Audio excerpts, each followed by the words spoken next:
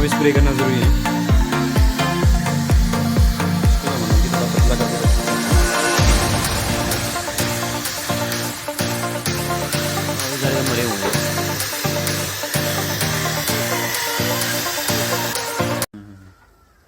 अभी तो ये देखो यहाँ पे कितने अभी तो जड़ गए ना नीचे। हाँ हाँ। नीचे पड़ गए ना। अभी तो बड़े कम हो गए हैं। ये तो मेरे हिसाब से कोई 2 हिस्से रहे, बाकी तो खत्म हो गए। बाकी सारे ना अभी तो टेढ़े भी रहे ना, कुछ तो ऐसे हो गए सुस्त ना ये। हाँ हाँ। ये देखो ये सारे नीचे गिरे हुए हैं, नीचे गिरे हुए हैं। बड़े कम हो गए। कम हो गए। इसको मतलब यहाँ ऊपर फोकस ये तो बड़ी ही पहले ये देखो बहुत ज्यादा पड़े हैं। जान नहीं रहेगी सर होने कितना की फर्क है। थोड़ा फर्क जो होगा ना, पर कल तो बड़े भारी थे कि ना, आज थोड़ा फर्क लग गया। कल के दाने कहाँ से? ये पिछले पास से?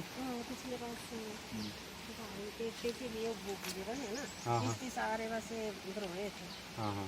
दवाई मारी थी, इससे फर्क ही नहीं लगे, नहीं ये पर दूसरी दवाई ना हाँ इसके लिए बहुत पौधा था। फर्क होगा कने हुन देखिए भला तई लगा ना, मुझे फर्क भी आगा ढूंढने जो लगी ना, ते जे ऊन था ना सारा भरो ही है। हाँ हाँ। इससे फर्क लगा। अच्छा अच्छा ये जे हाँ ये बड़ा